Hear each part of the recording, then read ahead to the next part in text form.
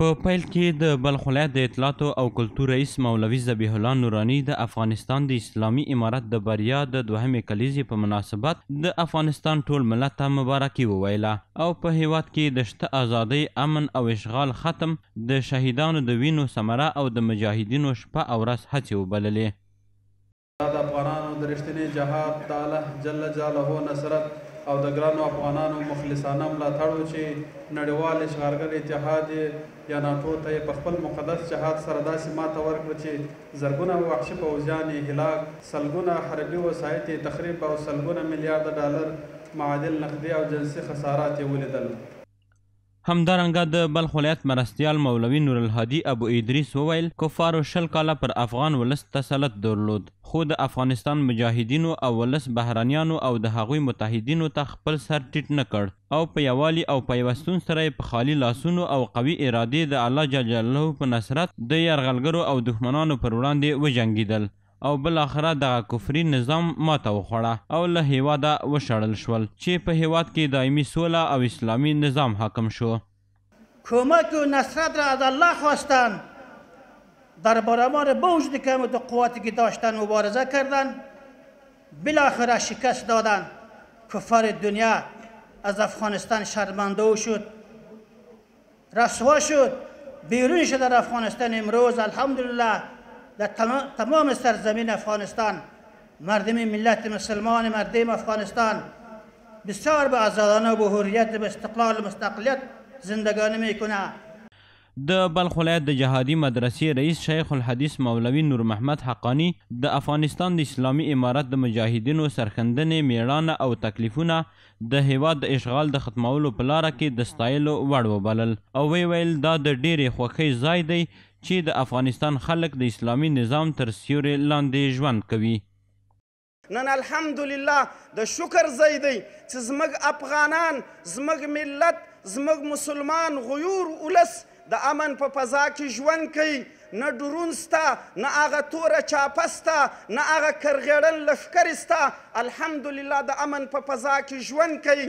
که د شمال له جنوب ته ځي، که د جنوب نه شمال ته راځي، که د مشرق نه مغرب ته ځي، که د مغرب نه هغه مشرق ته ځي، څوک یې مخه نه نیسي. په دغه پرتمینه غونډه کې د بلخ ولایت د ملي راډیو تلویزیون مشر صبغت الله عمري د غونډې ګډونوالو ته په زړه پورې حماسي شعر واوروه او د محب الله حقاني لخوا یو حماسي ترانه وړاندې شوه. د بلخ ولایت د استناف محکمې رئیس مولوي ګلاب فاروقي د اسلام له نظره د فتح تاریخي مخینې ته په اشارې سره وویل چې مسلمانان تل هڅه کوي چې د اسلام د ستر پیغمبر د ارشاداتو او لارښوونو مطابق عمل وکړي او د افغانستان اسلامي امارت هم په دې سره د عمل کولو د نړۍ یو زبرځواک مات کړ او له هیواده یې بهر کړ. د بلخ ولایت د علماو شورا رئیس سید محمد هاشمي د تیرې پیړۍ په اوږدو کې د افغانستان د سیاسي تحولاتو په اړه خبرې وکړې. استقلال در زیر چتر کلمه توحید است. استقلال به این معنا نیست که هر بیرقی که خواست یهود و نصارا و دهریها باشه ملت افغانستان او را قبول کنه ایر استقلال بگویه. این معنای استقلال نیست. استقلال معناش آزادی عقیده است، آزادی ادیان سماوی است، آزادی عنعنات و رسوم شرعیش است، آزادی مرد و زن و صغیر و کبیر و بای و فقیر کلشان به معتقدات خودش پابند باشد و عمل کنه. این را استقلال میگه. د افغانستان د اسلامي امارت د کورنیو چارو وزارت د نشئی توکو پر وړاندې د مبارزې معین ملا عبدالحق همکار وویل چې د افغانستان د اسلامي امارت د مجاهدینو د سرښندنو په پایله کې په ټول هیواد کې بشپړه سوله او امنیت راغلی دی. ښاغلي همکار زیاته کړه چې هیواد او خلکو ته نور هیڅ ګواښ نشته او دا د لوی خدای فضل دی چې باید موږ ټول یې ساتنه وکړو. د افغانستان حالات په خپلو سترګو لیدله چې دلته څه روان وه، کم ظلمونه وحشتونه روان وه. په یوه ورځ کې د افغانستان د خلکو تقریبا د 200 کسانو جنازې پورته کېدلې په یوه ورځ باندې. نو نن هغه ورځ موږ په ټول افغانستان کې الحمدلله هیڅ یو داسې مشکل نه لرو چې هغه به موږ افغانان په هغه باندې خوابدي او خفه سو.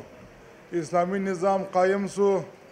د بلخ ولایت د پوهنې رئیس مولوي عبدالجلیل شهید خیل د اسلامي نظام د بنسټ په اړه خبرې وکړې او ویل چې اسلامي نظام د لوی خدای نعمت دی او د هیواد د هغو اتلانو ستاینه یې وکړه چې د نظام د پیاوړتیا په موخه خپله هڅې کوي. نوموړي له علماو وغوښتل چې د اسلامي نظام د بقا او ثبات لپاره لا زیاتې هڅې وکړي.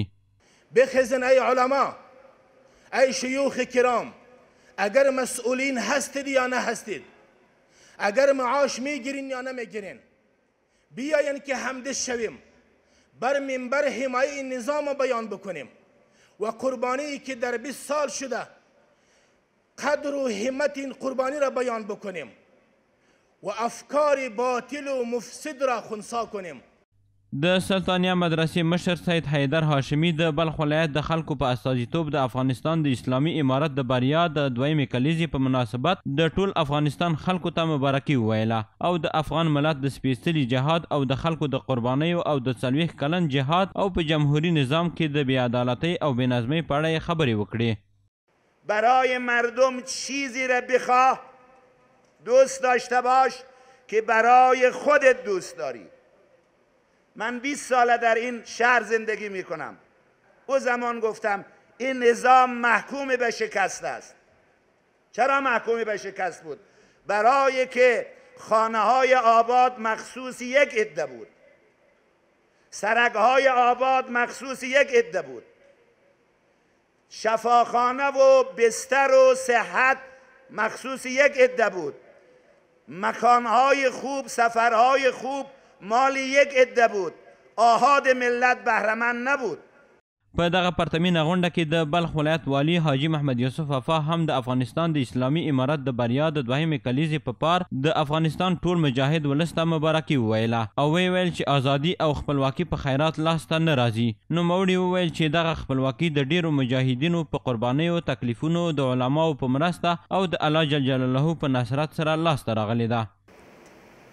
دا نه په سوله راغلې ده، نه چا په تحفه کې راکړې ده، نه چا په خیرات کې راکړې ده فتحه، نه چا په ځواني کې راکړې ده، نه چا په بل لار کې راکړې ده. د افغانانو په خپلو سرونو، په خپلو قربانیو لاسته راوړې ده فتحه ده. د روغتیا سکتور په استازیتوب عبدالرؤف فروغ د افغانستان د اسلامي امارت د بریا د کلیزې په مناسبت د هیواد ټولو وګړو ته مبارکي وویله او د خلکو لپاره یې د روغتیایي خدمتونو د وړاندې کولو په برخه کې د ورځنیو کړنو او فعالیتونو په اړه خبرې وکړې. یعنی در 2 سال آخر ظرفیت سازی شده، دانش دکترا بلند رفته، چون شفاخانه یک شفاخانه حوزوی آموزشی است. عموم استادایی که اینجا کار میکنن با خلوص نیت خدا را حاضر دیده و یک تعهد مسلکی در برابر خدا، در برابر وجدان و در برابر مردم، چون مسلمان هستیم اما حاضر به خدمتگزاری هستیم. د افغانستان د اسلامي امارت د بریا د دوهمې کلیزې دغه مراسم د دعا په ویلو سره پای ته ورسیدل.